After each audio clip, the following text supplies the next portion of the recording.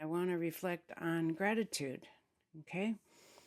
Not as a polite habit, okay, but as a path of awakening. Because when gratitude is truly felt, it changes how we see ourselves and how we see others and how we understand this life.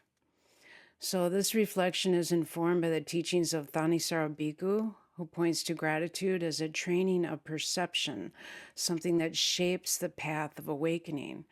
I worked with Thanisaro Bhikkhu at Metaforest Monastery, which is near San Diego in California. And so I want to just offer this quick review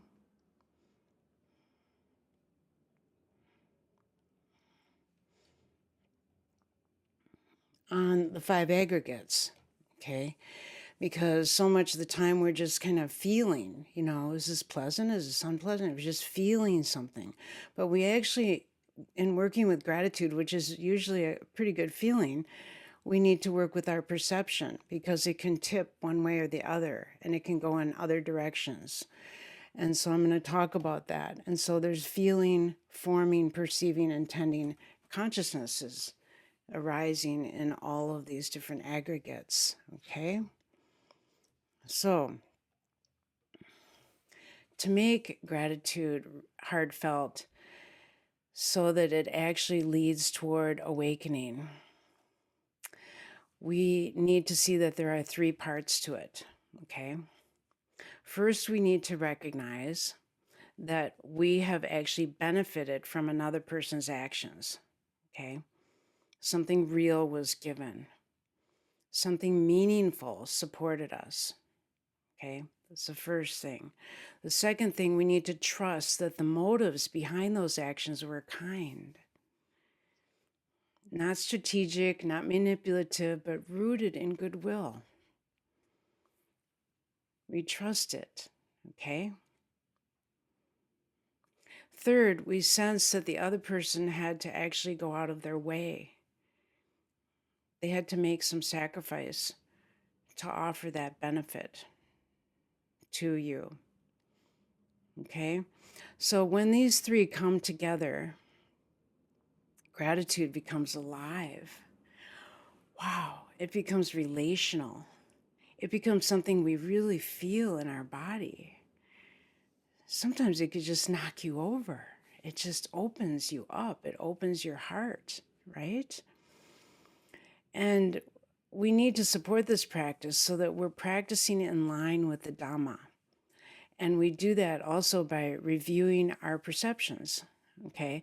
So if we perceive help as demeaning, then the gratitude feels demeaning. The heart tightens down. We feel smaller. The intended benefit that the other person was offering is blocked. If we perceive help as an expression of trust, someone genuinely wanting to support you, as I am with you, then gratitude becomes strengthening. It allows us to stand more fully in our dignity, and it's ennobling part of the path.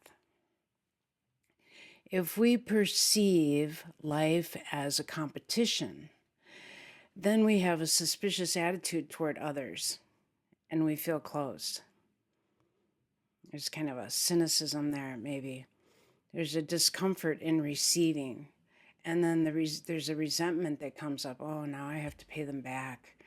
Oh, how will I ever pay them back? And it's about that instead of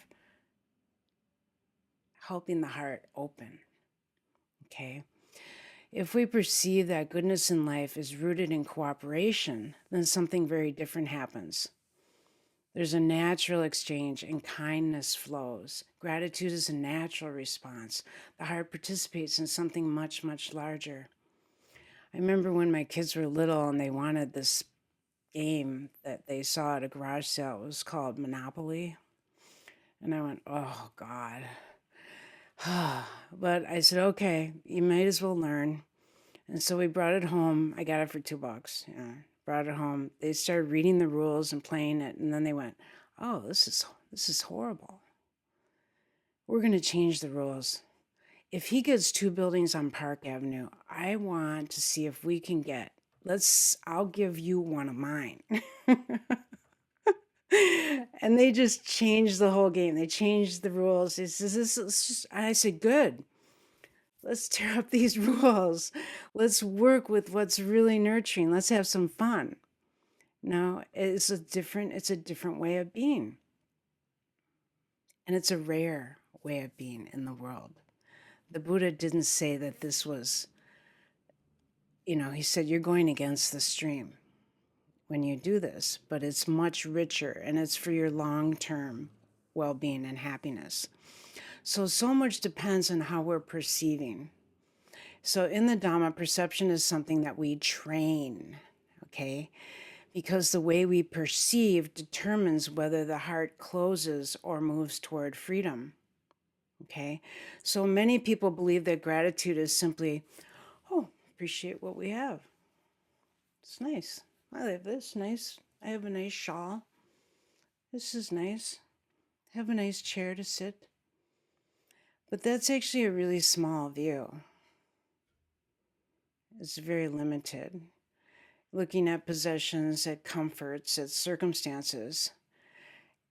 And it's an easier way to do gratitude. Just like a narcissist, their first step is pity.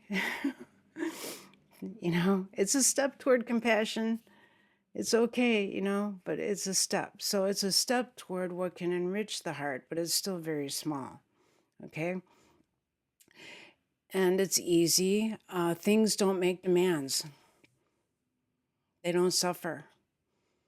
They don't require vulnerability. But our lives do depend not on things alone. Our lives depend on the kindness of others. From the moment we're born to this very moment, we are supported by acts of care, effort, and sacrifice. Countless efforts, unseen efforts. When we practice gratitude in line with the Dhamma, it rises then to this other quality of experience called samvega, which isn't a term in the common English vernacular, but it means a kind of spiritual urgency, a sobering recognition that life is fragile, uncertain, and shaped by our actions and the actions of others. So it's a feeling that comes when we see that this life is passing, our time is limited, and what we do matters. And the kindnesses that we experience are precious, really precious. And so without that sense of urgency, gratitude remains fickle, kind of almost sentimental, material, kind of materialistic. But when samvega is present, gratitude becomes clarifying and rich and deeper. And we begin to see, I have been helped. I have been supported by another. I have received more than I could ever repay. And this life is precious, so what do I want to do with it? There's a beautiful recognition of reciprocity there in that process. Not repayment in the sense of settling accounts, but in a continuation, in allowing this flow to continue. A willingness to carry forward the goodness that we've received, kind of a wanting to pay it forward. The first two parts, recognizing the action and the intention. This is how gratitude teaches kindness. Okay. The third, recognizing the effort or the sacrifice, is where kindness teaches gratitude. So the kindness and the gratitude intermingle. So we need to be mindful with gratitude because it's very easy for gratitude to collapse into guilt, into now I owe you, or I don't want to feel indebted.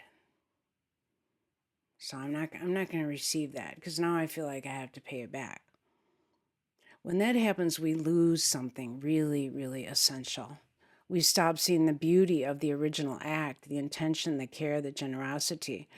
Even when I worked as a hospital chaplain, I would go in and see people and I'd say, are you getting what you need from the nurse? And are Are you drinking enough water? Because I could see their pitcher was empty. Their water pitcher was empty. And they'd say, oh, I don't want to bother. I don't want to bother the nurse. It's their job. And they feel, alive and happy to offer that to you when you ask. And they want you to get better. They genuinely want you to get better. And so I'd have to actually work with people to receive this kindness, receive the support. It's actually medical support as well. So gratitude can take many forms and we can block it. We can become tight and scarce, keeping score. Or it can expand our view, allowing the heart to move and take action with an exchange of care and effort. We can reflect more widely. Consider all that makes this moment possible. The technology, the hands that built it, the people here, the founders of this organization, my teachers, Jack Kornfield, Tara Brach, all of my teachers in lineage before me, all the way back to the Buddha and on and all around. None of this is isolated. You see, gratitude can become a real awakening to what is actually going on right here in this very moment. None of this is self-made. So gratitude does not mean denying harm, though.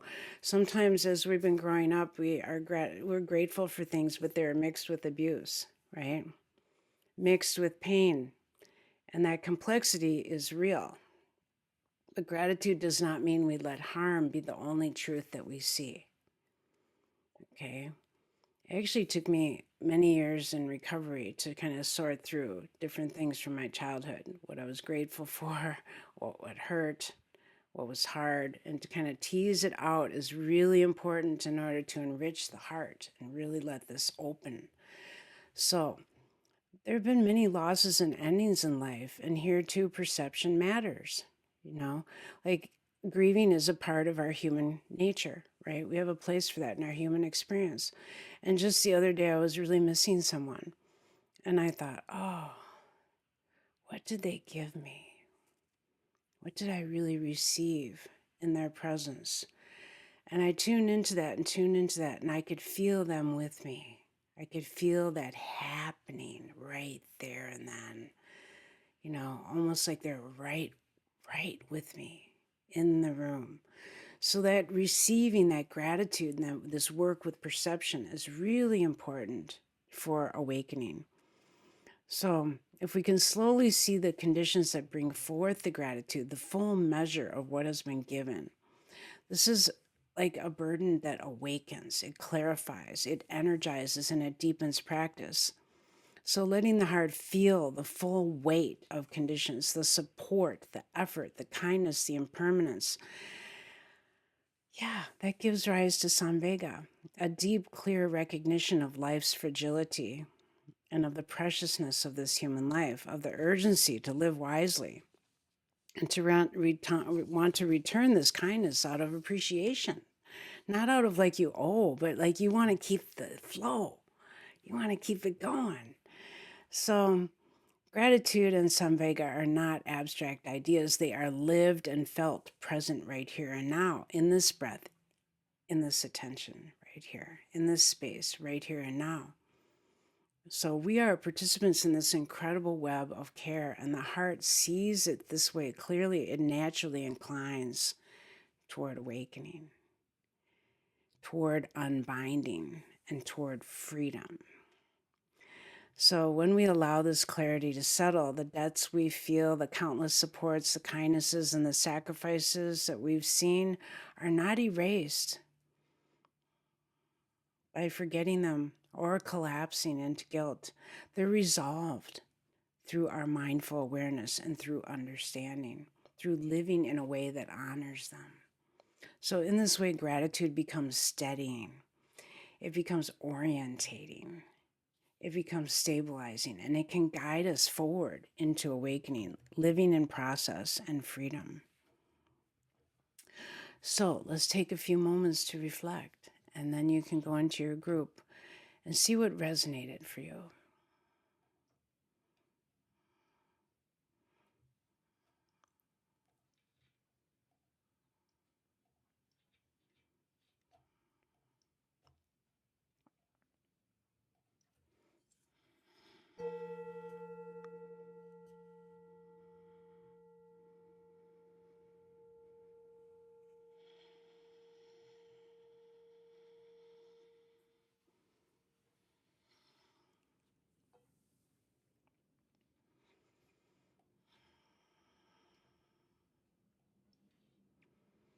So just taking a moment to breathe and feel the breath. What feels nourishing right now? You might be a little starved for oxygen. And just bring to mind a moment when you benefited from another person's actions. Something real, something specific.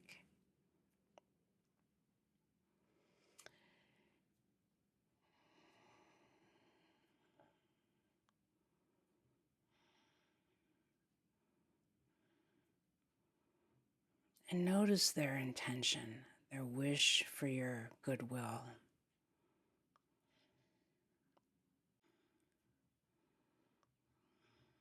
Can you let yourself just trust that kindness was present?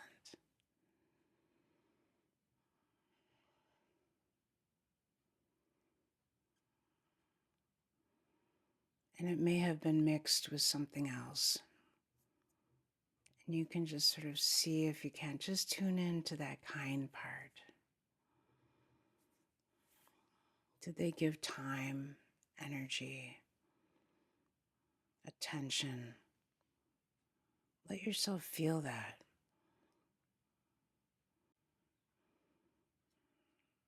I met with a friend yesterday who was early for our meeting, and just that felt like a kindness. Her anticipation and happiness and waiting to meet was like, oh, so much respect there.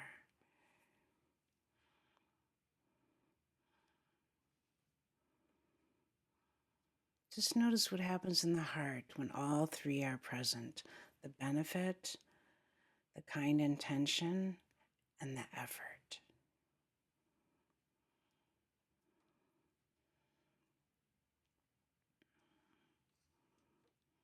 Does something soften or open? Are you resistant to receiving?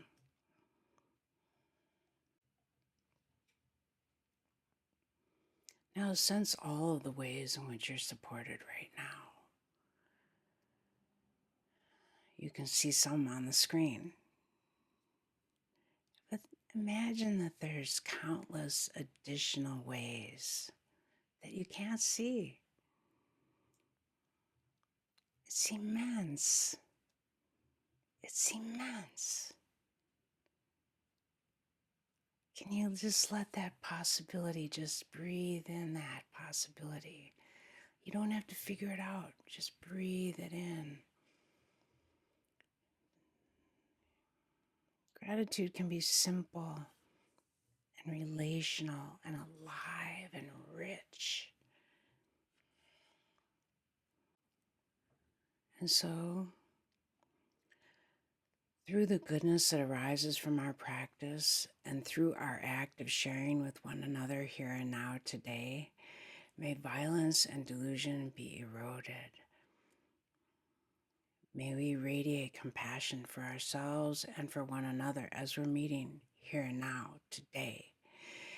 And in so doing, this is how we come to know the blessings of this human life.